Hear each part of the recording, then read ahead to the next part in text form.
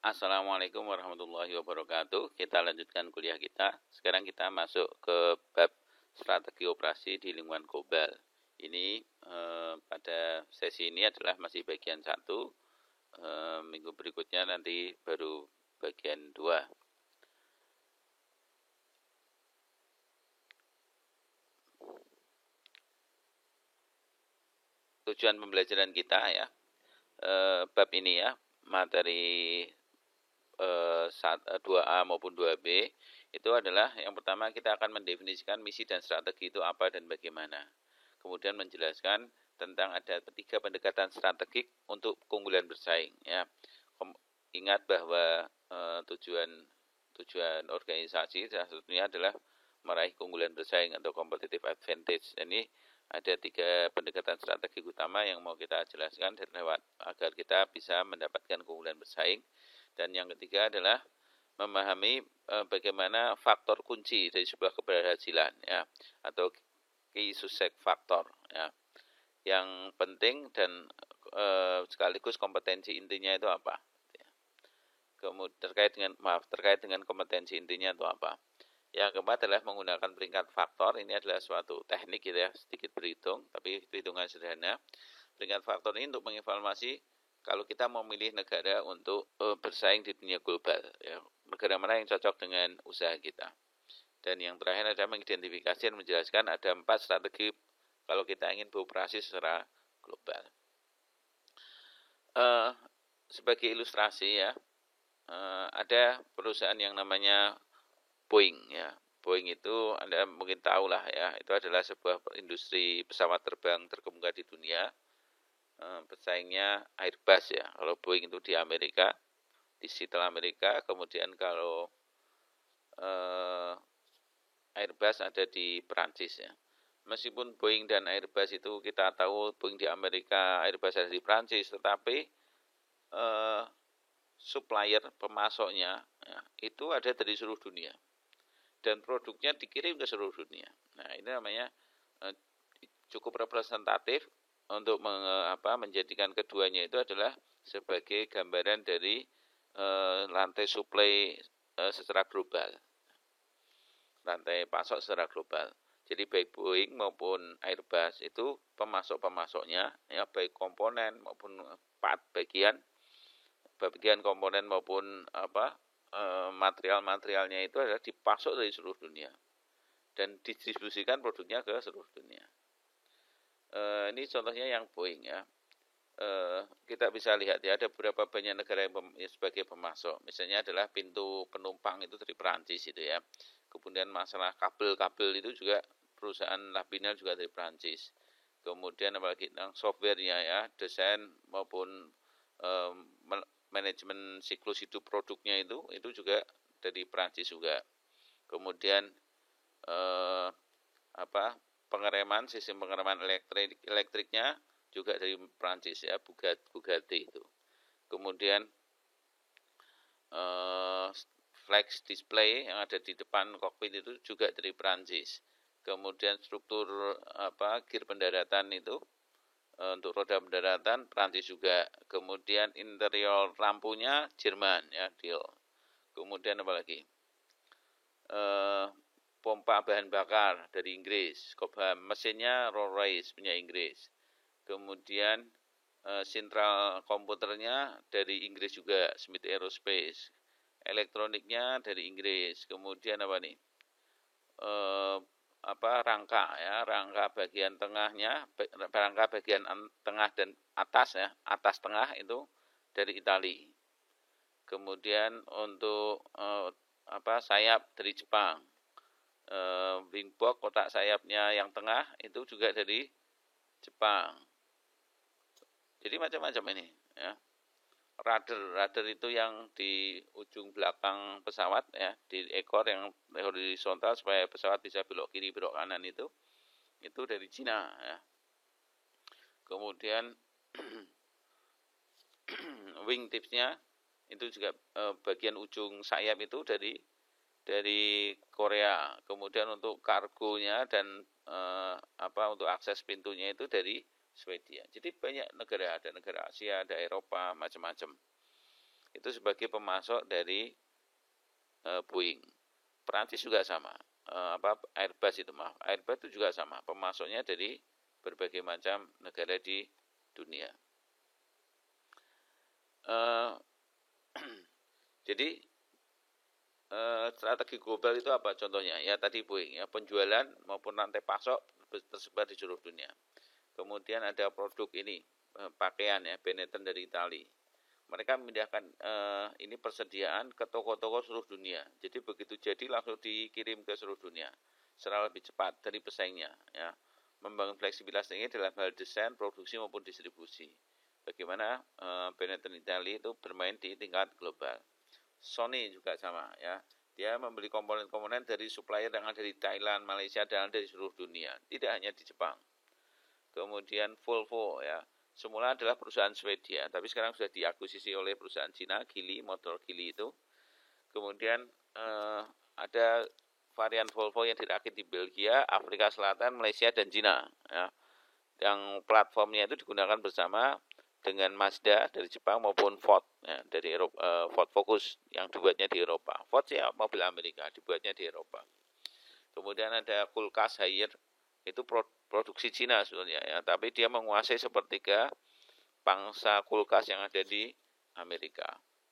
Yaitulah bagaimana industri-industri besar tadi beroperasi di tingkat global. Itu hanya gambaran besar. Grafik ini menunjukkan pertumbuhan perdagangan dunia ya dari tahun ke tahun. Kita lihat bahwa pertumbuhan perdagangan internasional ya lintas negara, perdagangan global itu dari tahun ke tahun trennya makin naik terus itu.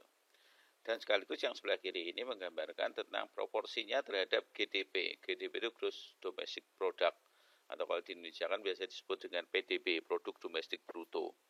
Jadi produk domestik bruto itu salah satu komponen dari pendapatan nasional suatu negara. Artinya dari sini kelihatan bahwa dari tahun ke tahun, kalau di tahun 70 itu proporsinya baru sekitar 20-25% begitu ya. Proporsi bahwa perdagangan internasional terhadap PDB suatu negara atau GDP, Gross Domestic Product atau Produk Domestik Bruto suatu negara, proporsinya masih sekitaran ini. Tapi sekarang proporsinya itu di atas 60%. Dari tahun ke tahun. Jadi artinya ya pendapatan suatu negara itu banyak disumbang oleh perdagangan internasionalnya begitu. Ini sebagai gambaran saja. Berikutnya ya, kenapa sih perusahaan itu ingin bersaing di tingkat global ya? Ada 6 alasan ya. Memperbaiki rantai suplai, mengurangi biaya, meningkatkan operasi, lebih memahami pasar, memperbaiki produk dan menarik dan pertahankan bakat global. Jadi gini, yang pertama ya, memperbaiki rantai suplai. Yaitu perusahaan itu menempatkan fasilitasnya, pabrik katakanlah begitu, lebih dekat dengan sumber daya yang unik ya. Misalnya desain mobil itu karena pusat desain ada di California ya, dia produksi di sana. Sepatu atletik itu produksi di Cina. Karena sumber daya untuk pembuatan itu ada di sana. Pabrik parfum itu mendekati Prancis. Di konteks Indonesia, misalnya kita tahu misalnya sumber daya unik untuk semen itu kan batu kapur itu ya. Jadi pegunungan kandeng yang ada di sekitar Pati, Blora itu makanya kan pabrik semen Indonesia itu membangun pabrik di sana misalnya begitu. Apalagi sumber daya unik tentang tenaga terampil untuk ukir misalnya. Itu ada di Jepara sehingga industri ukir ya, mebel dan mebel ukir itu ada di Jepara sentranya begitu. Batik ada di Pekalongan karena sumber daya uniknya ada di situ. Jadi biasanya tiap-tiap wilayah itu mempunyai sumber daya unik dan orang membuat fasilitas di situ. Nah, bagaimana kalau sumber daya uniknya itu di negara lain? Ya, kalau perusahaan Anda besar ya akan mengikuti ke sana, mengejar di mana sumber daya unik itu berada. Intinya begitu. Makanya ini memperbaiki rantai suplai, rantai pasokan. Ya. Anda kemarin sudah saya jelaskan gambaran singkat tentang rantai suplai itu ya. Apalagi beroperasi di tingkat global itu adalah untuk mengurangi biaya dan risiko. Ya, mengurangi risiko yang terkait dengan pertukaran nilai uang. Ya, bagaimana kalau Anda cuma beroperasi di Indonesia dibandingkan harus beroperasi di negara lain di Eropa misalnya ya. Ada dalam hal-hal tertentu itu ada keuntungan tentang stabilitas mata uangnya. Mengurangi resiko, kadang-kadang juga meraih keunggulan, meraih peluang ya untuk mengurangi biaya secara langsung. Karena apa? Kalau kalau sumber dayanya ada di situ atau pasarnya di situ, dengan nilai mata uang yang lokal itu akan lebih stabil gitu, bukan akan bisa, resikonya lebih rendah, sekaligus mengurangi biaya langsung daripada setiap beroperasi itu menggunakan mata uang yang beda ya, mata uang asing dibanding terhadap di mana produk itu dibuat. Jadi ini kaitannya dengan mata uang. Juga tentang peraturan pemerintah ya. Di sini disebutkan peraturan pemerintah yang kurang ketat tentang berbagai macam praktik operasi, misalnya praktik lingkungan ya, isu-isu lingkungan, kesehatan, keselamatan, juga dapat mengurangi biaya. Makanya ada undang-undang yang pengaturan lingkungannya, perambahan hutan dan lain itu diatur ketat, orang pada nggak mau ke sini gitu loh. Supaya ke sini gimana ya, diatur supaya tidak ketat-ketat. Karena kalau mereka pengaturan itu tidak ketat, tidak perlu memperhatikan lingkungan, tidak perlu memperhatikan kesehatan, keselamatan, investor itu senang gitu. Kenapa? Biayanya jadi kecil.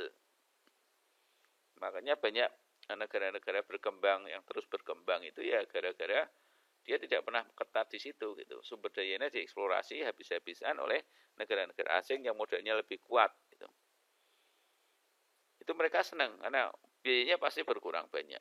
Biaya lingkungan itu lumayan besar gitu. Kalau Anda mengeksplorasi tambang itu harusnya ada konservasi ya, konservasi alam, tidak dibiarkan tambang itu jadi lubang-lubang nggak jelas menjadi lahan mati begitu.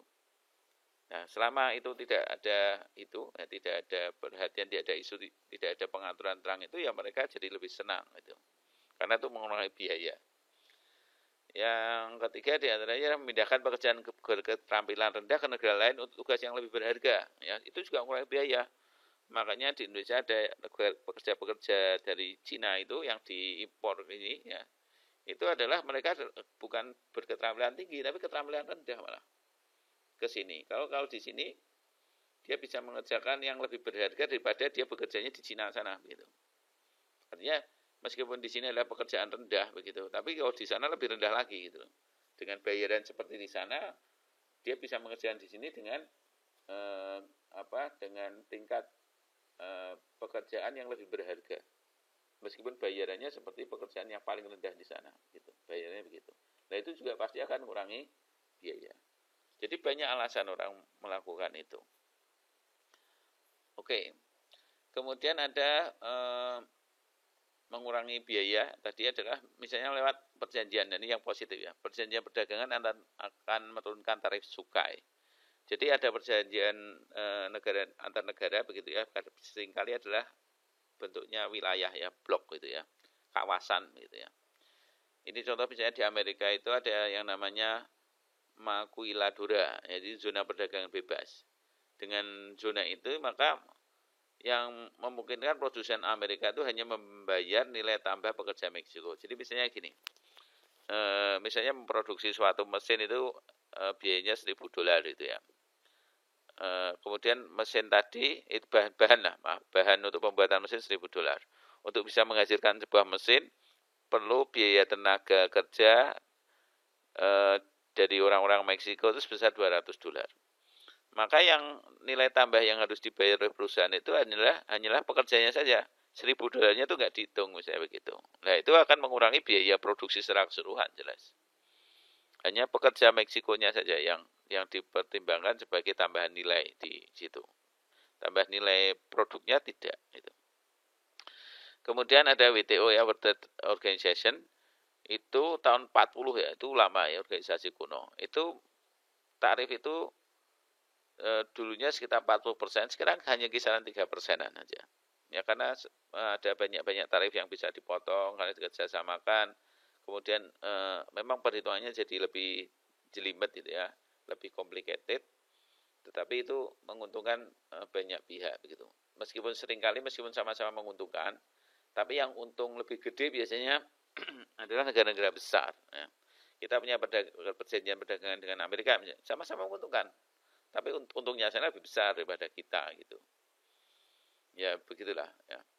Kemudian ada perjanjian perdagangan lainnya seperti NAFTA, North America Free Trade Agreement. Jadi ini untuk perdagangan bebas antara negara-negara Amerika Utara, termasuk Kanada di situ. Kemudian ada APEC, ada SEATO, kemudian ada SAFTA, ada Europa Union, ada negara-negara Eropa. Kalau di kita ada MEA ya, Masyarakat Ekonomi ASEAN. Integrasi ekonomi ASEAN dalam menghadapi perdagangan bebas antar negara-negara ASEAN. Itu kayak Uni Eropa lah ya, MEA itu. Tapi ini tingkatnya adalah ASEAN. Yaitu adalah organisasi maupun perjanjian-perjanjian antar negara atau antar negara-negara di kawasan untuk menurunkan tarif perdagangan nasional. Jadi itu adalah kenapa orang alasan untuk beroperasi di tingkat global. Alasan lainnya adalah meningkatkan operasi. Meningkatkan operasi itu adalah memahami bagaimana bisnis ditangani secara berbeda di berbagai negara. Jadi Anda tidak ahli dalam manajemen persediaan. Nah, kalau Jepang itu ahlinya gitu. Bagaimana mengolah persediaan seefisien mungkin. Kemudian desain-desain ergonomik. Desain ergonomik itu desain produk yang menyesuaikan dengan karakteristik penggunanya. Dalam hal ini adalah manusia. Misalnya bagaimana desain sebuah kursi. Berapa harus tingginya? Berapa tinggi meja? Berapa tinggi pintu rumah? Nah, itu ketinggian, ukuran, kemudian bentuk ya. Itu diperhatikan sedemikian rupa sehingga orang yang menggunakannya akan jadi lebih efisien, lebih aman, lebih nyaman menggunakannya, lebih sehat dan lebih efektif. Efektif, aman, sehat, nyaman, efisien. Seperti itu. Itu adalah tujuan-tujuan desain-desain dari ergonomik semacam itu. Dan itu ada wilayah-wilayah atau negara-negara yang jago ya, yang unggul di aspek itu. Sehingga operasi Anda menjadi lebih bagus. Contoh lainnya misalnya software ya. Microsoft memang Amerika, tapi membuatnya di mana? Bukan di Amerika, di mana? Di India, di Bangalore, India. Di Bangalore itu adalah pusat IT dunia. Di sana Anda tahu India itu orangnya pinter-pinter ya. Termasuk orang-orang cerdas di dunia itu ada di India, tapi Anda tahu itu negara yang cukup semrawut gitu kalau kita bilang gitu ya. Sehingga biaya upahnya itu murah. Pinter-pinter, biaya murah. Maka banyak industri-industri teknologi tinggi itu ada di India. Ya, termasuk Amerika itu banyak mengalokasikan daripada bayar orang Amerika mahal gitu kan, tunjangannya macam-macam, India murah-murah, pinternya enggak kalah. Bahkan Silicon Valley, lembah Silicon itu adalah pusat industri software di Amerika, termasuk Microsoft juga punya kantor di situ. Itu dominasinya lihat pekerja asingnya dari India semua itu. Pekerja IT dari India. Kok enggak Indonesia ya, tapi itu India. Yaitu adalah meningkatkan operasi ya. Dia punya bakat-bakat tertentu di bidang itu. Perusahaan mebel yang ada di Jepang, di Jepara itu adalah banyak pemilik orang asing. Kenapa dia membuat industri di sini? Ya karena itu operasi tentang pembuatan mebel itu jagonya di Jepara. Alasan lainnya adalah untuk mengurangi waktu respon, karena ini untuk memenuhi keinginan pelanggan atau terhadap produk dan layanan yang seringkali berubah-ubah. Sebagai contoh, begitu banyak produk-produk Eropa misalnya atau Amerika itu yang ada di Asia misalnya. Nah, untuk mengurangi respon terhadap apa yang mereka perlukan, itu makanya mereka memindahkan lokasi produknya itu adalah di negara-negara asal mereka, ya, di mana ke negara Asia, negara-negara yang dituju. Jadi supaya apa? Supaya responnya terhadap apa yang diharapkan oleh konsumen atau pasar itu menjadi lebih cepat. Alasan beroperasi global lainnya adalah memahami pasar, ya. Jadi karena operasi internasional memerlukan interaksi, kita mesti berinteraksi dengan pelanggan, dengan pemasok, kemudian dengan para kompetitor, ya. Mau nggak mau kita akan belajar tentang peluang terhadap produk dan layanan baru, ya, belajar kepada mereka. Sehingga ini akan membantu perusahaan memahami tidak hanya pasarnya itu kemana, ya, tetapi juga memahami perusahaan untuk mendiversifikasi pasar. Di pasarnya ini dipecah-pecah. Oh, kalau orang Indonesia tuh sukanya begini, orang sukanya macam A, macam B, macam C gitu. Kalau di Vietnam yang D sama E gitu. Jadi apa eh, apa yang diinginkan pelanggan di luar itu menjadi lebih spesifik itu pasarnya ya, memahami pasar. Termasuk misalnya desain telepon seluler itu yang awalnya di Eropa ya, itu bisa di Eropa kemudian berpindah ke Asia karena apa? Ya fleksibilitas terhadap keinginan pasar. Lainnya adalah misalnya memperpanjang siklus hidup produk. Ketika di negara-negara maju itu produk tertentu itu sudah mulai ditinggalkan begitu, kemudian dia dilempar ya, diekspor atau diperdagangkan di negara-negara yang berkembang, negara-negara yang kurang maju. Itu dianggap seperti barang baru sehingga siklus hidup produknya itu yang semula sebenarnya sudah hampir mati begitu jadi hidup lagi gitu. Ketika diperdagangkan di negara lain. Beroperasi di lingkup global juga memperbaiki produknya. Kenapa? Ya tadi sudah sedikit disinggung, itu akan membuka ide-ide baru ya, ide baru. Ternyata ada baik produknya maupun proses produknya begitu, desain dan lain-lain. Itu terus ya, sehingga seringkali terjadi ada kolaborasi riset, misalnya BMW dengan Toyota berkolaborasi riset untuk apa? Ya untuk menghasilkan desain-desain baru yang sesuai dengan, karena BMW kan pasarnya lebih banyak di Asia daripada di Jerman sendiri atau di Eropa begitu. Sehingga desain baru yang sesuai dengan pasar itu bermunculan ya, mengurangi risiko dan biayanya menjadi lebih rendah karena kolaborasi dengan Toyota tadi. Demikian juga Samsung dan Bosch. Samsung produksi dari Korea itu juga bersama-sama memproduksi baterai lewat kolaborasi di antara mereka. Jadi produknya menjadi lebih baik setelah lintas negara itu saling bekerja sama. Terakhir, beroperasi di lingkup global itu adalah untuk mempertahankan bakat global yang dimiliki oleh perusahaan-perusahaan tadi. Ya, karena mereka dapat mempertahankan karyawan yang dianggap punya kinerja baik, yang punya keahlian baik dengan menawarkan banyak kesempatan kerja. Gitu. Kenapa? Karena perusahaan-perusahaan yang beroperasi di tingkat global itu membutuhkan orang-orang dari semua bidang fungsional, membutuhkan orang-orang dari semua bidang keahlian dari seluruh negara. Sehingga merekrut mempertahankan karyawan yang lebih baik itu karena mereka memberikan peluang pertumbuhan yang lebih baik ya. Perusahaan yang karyawannya itu karyawan internasional gitu ya, banyak karyawan internasionalnya itu untuk bertumbuh itu menjadi lebih baik karena mereka punya banyak bidang keahlian yang spesifik yang dimiliki oleh masing-masing. Merekrut mempertahankan karyawan baik karena mereka memiliki peluang pertumbuhan lebih baik dan mengurangi pengangguran dengan sendirinya. Dan juga ketika misalnya perusahaan itu beroperasi di Indonesia ya, kemudian di sini lagi terjadi resesi ekonomi, ada masalah ekonomi, itu juga bisa merelokasi ya, memindahkan karyawan-karyawan yang punya bakat global itu ke negara lain. Jadi lebih fleksibel untuk mengatur mereka. Jadi itu ada beberapa alasan kenapa perusahaan-perusahaan itu beroperasi di lingkup global ya. Jadi ada ini yang mempertahankan bakat globalnya, mendapatkan peluang pasar baru, mendekatkan pada sumber daya yang spesifik, entah itu sumber daya bahan maupun sumber daya manusianya begitu, maupun sumber daya teknologi produk, teknologi proses, desain dan lain-lain, baik yang nampak, yang tangible maupun yang intangible. Ada beberapa isu budaya yang terkait ketika kita beroperasi di tingkat global. Kita masih paham bahwa lain negara itu budayanya juga beda-beda.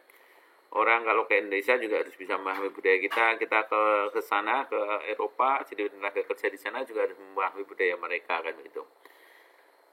Ada beberapa hal yang mereka itu berbeda, yaitu misalnya dalam hal ketelitian, ya. Kemudian dalam hal yang sederhana aja, dari makan siangnya itu dari cara baik menu maupun cara dan kecepatannya dan sebagainya mungkin beda. Kita mungkin sering suka ngobrol dan sebagainya. Mungkin para pekerja di sana mungkin tidak ya, yang di Eropa. jadi habis makan terus langsung kembali istirahat sebentar terus langsung kembali ke tempat kerja masing-masing. Macam-macam lah, beda-beda. Perhatian terhadap lingkungan berbeda, properti intelektualnya juga berbeda. Ya kita bisa memahami suap ya, mana negara-negara yang yang suap menyuap itu ada hal biasa, ada yang betul-betul menghindari. Kemudian bagaimana perlakuan terhadap tenaga kerja anak-anak, ada yang betul-betul melarang, bahkan ada yang terang-terangan melegalkan dan sebagainya. Itu adalah isu-isu yang perlu diperhatikan ketika beroperasi di tingkat global. Untuk memilih negara di mana sebuah perusahaan akan beroperasi di tingkat global, itu ada beberapa yang dipertimbangkan ya. Yaitu misalnya tentang tingkat literasi itu apa ya, melek ya. Pemahaman, kemengertian, tingkat literasi internasionalnya, tingkat inovasinya, perubahan teknologinya, pekerja terampilnya, stabilitas politik itu penting. Makanya banyak negara yang berusaha mempertahankan stabilitas politik, itu salah satu tujuannya adalah menjaga pertumbuhan ekonominya. Karena perusahaan itu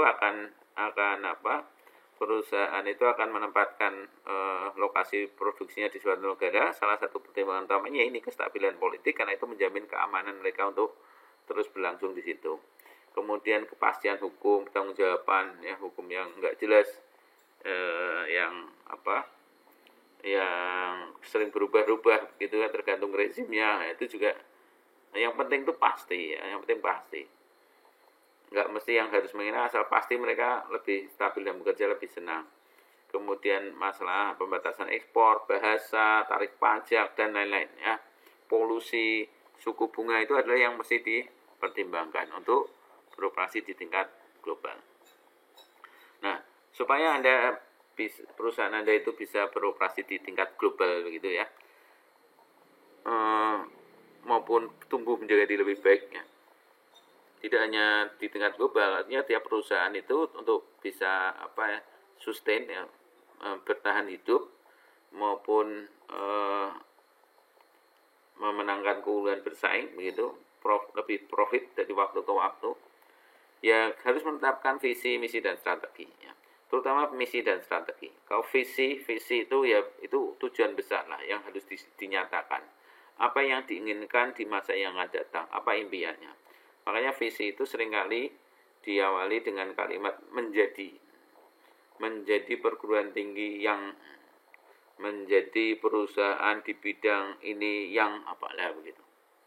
Itu visi. Tapi kalau misi itu adalah tujuan atau alasan keberadaan organisasi. Jadi Anda ada itu untuk apa? Udinus ada itu untuk apa? Itu misi. Misalnya misi itu seringkali diawali dengan kalimat menyelenggarakan, menghasilkan, memproduksi, menyediakan, itu misinya. Jadi misinya apa kok ada? Ya untuk menyelenggarakan pendidikan yang begini-begini. Misinya apa? Untuk menyediakan fasilitas. Nah itu keberadaan Anda itu. Ya, misi rumah sakit. Ya, misi itu tujuan atau alasan keberadaan organisasi. Seringkali diawali dengan kata-kata menyediakan, menyelenggarakan begitu. Kalau strategi adalah bagaimana sebuah organisasi itu mencapai misinya. Caranya itu gimana, itu strategi. Ya ini nanti dibaca sendiri ya. Kemana mau dibawa, tujuan keberadaan organisasi, jawaban atas kontribusi apa yang diberikan kepada masyarakat, itu misi ya. Kemudian kalau strategi, ini contoh-contoh ya. Contoh Pertamina, ya, menjalankan usaha. Menjalankan usaha gas serta energi baru dan terbarukan setelah terintegrasi berdasarkan prinsip komersial yang kuat. Jadi ada memberikan batasan dan fokus. Jadi karena nggak sekedar menyelenggarakan pendidikan. Kalau pendidikan saja, pendidikan tinggi itu nggak fokusnya nggak jelas. Jadi kalau visi fokusnya harus jelas. Ya, core-nya apa? Menjalankan pendidikan ini dengan basis apa? Misalnya teknologi, dengan basis kewirausahaan misalnya. Fokusnya apa? Kalau di Pertamina ini fokusnya adalah berdasarkan prinsip-prinsip komersial yang kuat. Kenapa dia ada? Dia untuk menjalankan usaha minyak, gas, dan energi baru dan terbarukan. Itu visinya. Tapi kan ini masih belum fokus ya. Fokusnya apa? Lihat di usaha-usaha ini diintegrasikan menggunakan prinsip-prinsip komersial yang kuat. Contoh lagi, Telkomsel memberikan layanan dan solusi digital mobil yang melebihi ekspektasi para pengguna. Kenapa dia ada memberikan layanan dan solusi digital mobile? Itu kenapa dia ada. Fokusnya dia ingin melebihi apa yang diharapkan pengguna, menciptakan nilai lebih bagi para pemegang saham, mendukung pertumbuhan ekonomi bangsa. Jadi itu misinya dia itu. Nah, tinggal nanti bagaimana mencapai ini ya strateginya bagaimana gitu. Alfamart Hospital, rumah sakit untuk anak, menyediakan layanan kesehatan yang terbaru dan modern. Itu misinya. Fokusnya berpusat pada keluarga, fokus pada pemulihan keceriaan masa kecil dalam suasana kasih sayang, penyembuhan dan harapan. Ya ini misi pandai-pandainya kita menetapkan, membuat kalimat yang sesuai dengan apa yang harus kita selenggarakan. Kenapa kita itu ada, yaitu diungkapkan dalam bentuk kalimat, kemudian fokusnya apa, itu dirumuskan di situ. Jadi ini bukan perkara gampang, sederhana, tidak terus ngarang gitu, tapi harus perlu diskusi gitu. Tapi memang awalnya gitu, memang tahap awalnya kita boleh-boleh aja sih nulis dulu ya, membuat draft misi itu boleh, kemudian baru didiskusikan. Nanti Anda harus bisa membuat draft misi, ibaratnya Anda punya perusahaan, draft misinya kayak apa. Nanti untuk perumusannya ya kalau baru benar-benar buat perusahaan, baru dirumuskan dengan serius begitu. Nah, apa yang memengaruhi misi itu dibuat ya? Ada banyak aspek. Nah, yang pertama pelanggan. Anda tahu setiap organisasi pasti punya pelanggan. Organisasi profit maupun tidak profit pasti punya pelanggan. Dan mereka punya keinginan yang harus dipenuhi. Nah, itulah kenapa misi itu harus fokus pertama ya pemenuhan kebutuhan pelanggan, ya, memuaskan kebutuhan pelanggan, customer satisfaction, memperhatikan isu lingkungan, filosofi dan nilai-nilai. Ya, masing-masing perusahaan itu penting terhadap filosofi dan nilai-nilai yang dia usung, ya, yang nanti ranya kepada budaya-budaya yang dia anut gitu. Kemudian profitabilitas dan pertumbuhan, ya, growth and profitability, tumbuh dan profit sehingga bisa mempertahankan keberlangsungan. Kemudian citra terhadap masyarakat, dan semuanya itu nanti arahnya adalah manfaat bagi masyarakat. Kenapa Anda ada bagi masyarakat? Ini aspek-aspek yang dipertimbangkan ketika Anda merumuskan misi organisasi Anda. Misi organisasi tadi nanti di breakdown, ya, dielaborasi menjadi misi-misi di area yang lebih fungsional gitu. Misi organisasi yang besar itu nanti kan ada 3 area fungsional ya, ada pemasaran, kemudian operasi dan keuangan. Di pemasaran itu apa? Ya, diturunkan, ya, dipecah, di breakdown menjadi yang spesifik. Untuk pemasaran berarti yang bagaimana? Kalau operasi bagaimana? Kalau yang keuangan bagaimana, kan begitu. Contoh ya, misi perusahaan begini. Memproduksi dan melayani bisnis komunikasi mikrowave global yang inovatif, berkembang dan menguntungkan yang melebihi harapan pelanggan kami. Ini mirip-mirip punya Telkom itu ya. Nah, operasinya gimana? Menghasilkan produk yang konsisten dengan misi perusahaan sebagai pabrikan berbiaya rendah di seluruh dunia. Nanti pemasarannya beda lagi gitu. Keuangannya juga beda lagi, tapi tidak bertentangan dengan misi perusahaan, atau ini adalah tindak lanjut daripada misi perusahaan, turunannya misi perusahaan. Ya, masing-masing fungsi punya misi sendiri-sendiri. Dan kemudian dipecah lagi. Departemen Operation Manajemen itu, manajemen operasi itu dipecah lagi tadi. Ya, tadi kalau tadi kan menghasilkan produk yang konsisten sebagai pabrikan berbiaya rendah seluruh dunia, itu di masing-masing bagian di breakdown lagi. Di bagian desain, merancang, menghasilkan produk dan lain-lain dengan kualitas luar biasa dan nilai pelanggan yang melekat. Karena dia pekerjaannya memang merancang. Yang bagian kualitas, mencapai nilai luar biasa yang konsisten dengan misi tujuan pemasaran perusahaan dengan memperhatikan desain, pengadaan, produksi, dan operasinya. Ini aspek-aspek kualitas yang diperhatikan. Ya. Proses, ya. Tadi produk, sekarang prosesnya. Menentukan, merancang, menghasilkan proses produksi, jadi cara menghasilkan produk, dan peralatan yang kompatibel dengan produk berbiaya rendah, kualitas tinggi, dan seterusnya. Yang lokasi, yang layout, yang SDM, memberikan kualitas kehidupan kerja yang baik dengan pekerjaan yang dirancang dengan baik, aman, bermanfaat, pekerjaan itu dan upah yang adil sebagai imbalan atas kontribusi. Intinya adalah misi perusahaan, kemudian di breakdown menjadi misi fungsional, dan misi fungsional di breakdown lagi ke sub-subnya atau divisi-divisinya atau bagian-bagiannya. Masing-masing punya misi sendiri-sendiri. Nah, supply chain, inventory, scheduling, perawatan, masing-masing punya misi sendiri-sendiri. Nah, misi itu untuk mencapainya kan harus diwujudkan dalam bentuk strategi. Apa sih strategi? Strategi itu rencana aksi untuk mencapai misi. Caranya bagaimana supaya misi tadi terwujud. Setiap area fungsional memiliki strategi. Ya, bahkan setiap tadi sub area atau bidang tadi, desain, kemudian SDM, kemudian supply chain, kemudian proses, semuanya juga mempunyai rencana aksi masing-masing, ya, sesuai dengan misinya yang sudah ditetapkan. Strategi memanfaatkan peluang dan kekuatan, menetralisir ancaman dan menghindari kelemahan. Jadi ini apa nih, kalau lihat komponen-komponennya berarti kemana? Ke SWOT, ya, kekuatan, ancaman, kelemahan, itu kan aspek SWOT. Makanya seringkali SWOT analisis, ya, SWOT, strength, weakness, opportunity, and threat itu digunakan untuk merumuskan strategi, ya, strategi organisasi, strategi perusahaan, strategi fungsional. Itu seringkali menggunakan tool yang namanya konsep SWOT, itu, SWOT analisis. Ya, bagaimana kita memanfaatkan peluang, ya, opportunity, dan kekuatan yang kita miliki, strength, menetralisir ancaman, threat, dan menghindari kelemahan, weakness, gitu. Oke.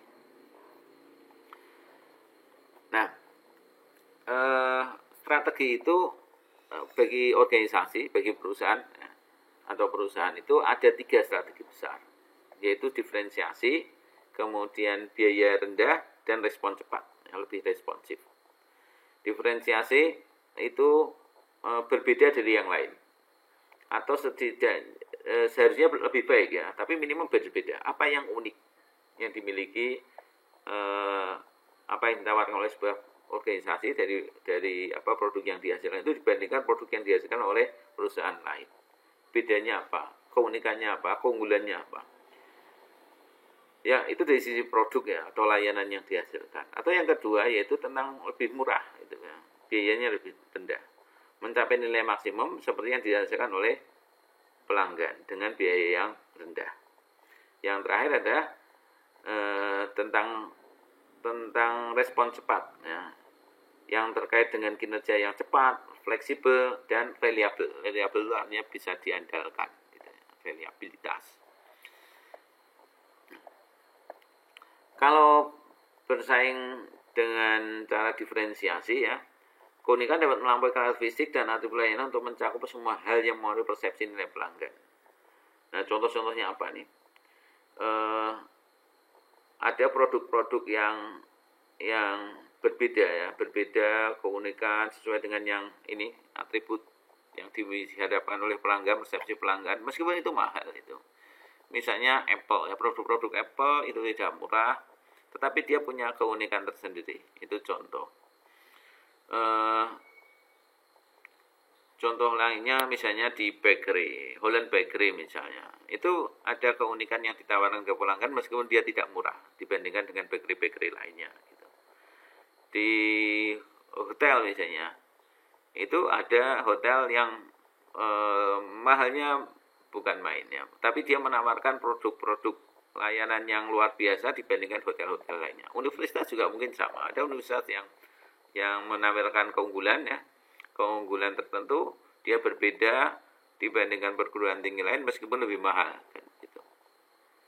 Jadi ada banyak contoh tentang beda dibandingkan dengan kompetitornya, dan beda itu mestinya lebih baik, ya, lebih baik, unik dan lebih baik. Itu namanya strategi diferensiasi. Ada juga yang bersaing pada biaya, ya, biaya rendah tak menyenangkan kualitas rendah. Caranya gimana? Ya, overhead-nya dipangkas, itu. Biaya-biaya tidak langsungnya dipangkas. Kapasitas produksinya itu lebih efektif. Jadi bermainnya di operasi nanti, serta bermain di manajemen persediaan. bagaimana mobil-mobil Toyota, mobil-mobil Jepang termasuk Toyota begitu, Honda itu jauh lebih murah daripada mobil-mobil Eropa dan Amerika.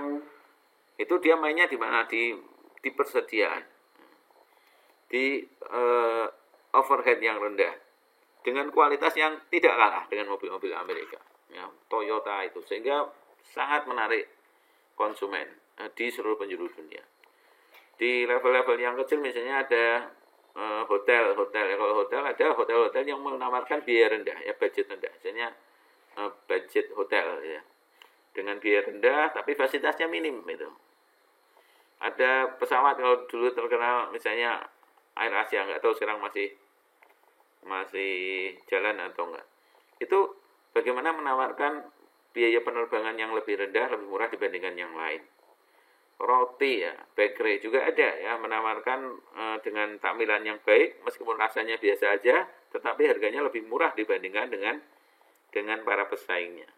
Jadi silakan pilih, mau unik, berbeda dan jauh lebih baik daripada kompetitor meskipun harganya lebih mahal, atau yang penting harganya murah. Handphone juga ada, produk-produk tertentu menawarkan biaya yang jauh lebih murah dengan fitur-fitur yang sangat lengkap begitu. Itu strategi pada biaya. Dan yang terakhir ada pada respon. Jadi waktu respon yang lebih cepat dibandingkan dengan pelanggan. Respon fleksibilitas, ya, ini maksudnya respon itu gitu. Respon itu ya bisa cepat, bisa fleksibel. Ada produk atau layanan yang fleksibilitasnya tinggi. Misalnya apotek 24 jam. Fleksibelnya kenapa? Bisa kapanpun ada butuh obat langsung ke situ. Meskipun kadang-kadang tidak murah. Kan begitu. Jadi dia fleksibel dalam jam pelayanan. Ada misalnya bengkel itu yang mau datang ke rumah itu, ditelepon datang. Cuci motor juga sama. Itu namanya fleksibilitas. Artinya bersaing dengan respon. Meskipun kadang tidak murah, ya. Apalagi misalnya usaha-usaha yang untuk kebutuhan rumah tangga misalnya, gas LPG dan lain-lain. Ada yang bisa menawarkan sampai masang ke rumah, sampai tidak hanya ngantar tapi sampai masang, membersihkan, kadang-kadang begitu. Jadi responnya itu luar biasa dibandingkannya, meskipun itu tidak murah dan produknya biasa aja, nggak ada bedanya gitu. Pizza Hut delivery, ya, bisa dengan cepat, ya, dengan cepat melayani apa yang dipesan oleh konsumen. Ada waktu maksimumnya semacam itu. Itu namanya bersaing di respon. Jadi silakan pilih, ada 3 strategi utama. Ada yang bermain di keunikan handal meskipun responnya biasa saja dan harganya juga tidak murah. Ada yang bermain di harga, ya, yang penting harganya murah meskipun biasa saja produknya dan reliabilitasnya maupun fleksibilitasnya juga biasa saja. Atau yang ini, ya, responnya cepat. Kadang-kadang ada perusahaan juga yang bermain di tiga-tiganya. Misalnya di perusahaan kurir gitu. Kurir kan atau pengantaran itu, ekspedisi.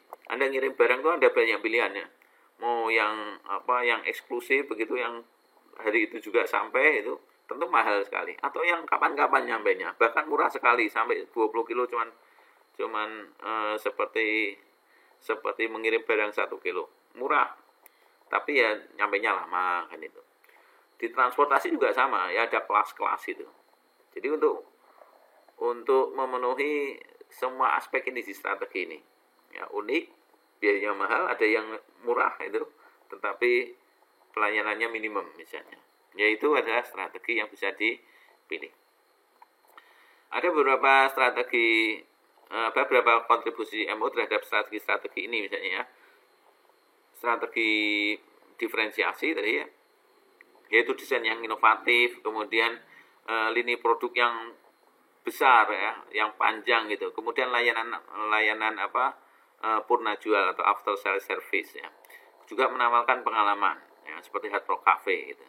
Mahalnya karena experience-nya di sini.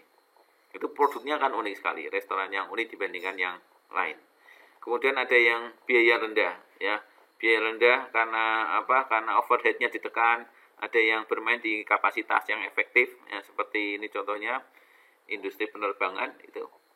Bagaimana kapasitas itu selalu dimaksimalkan dengan penjadwalan yang baik sehingga biayanya jadi lebih murah gitu. Atau bermain di manajemen persediaan. Nah, ini termasuk Toyota. Nah, Toyota itu manajemen persediaan yang bagus. Ini contohnya di Amerika tuh Walmart. Ya, sistem distribusi yang ditetapkan di Walmart, di supermarket besar di sana. Kemudian ada yang bermain di respon ya, di strategi MO-nya adalah fleksibilitas, reliabilitas dan kecepatan. Ya, ini adalah supply chain, inventory, penjadwalan dan perawatan. Ini aspek-aspek kontribusi MO untuk bisa bermain di 3 strategi yang berbeda ini. Demikian materi pada sesi ini, pada minggu ini. Wassalamualaikum warahmatullahi wabarakatuh.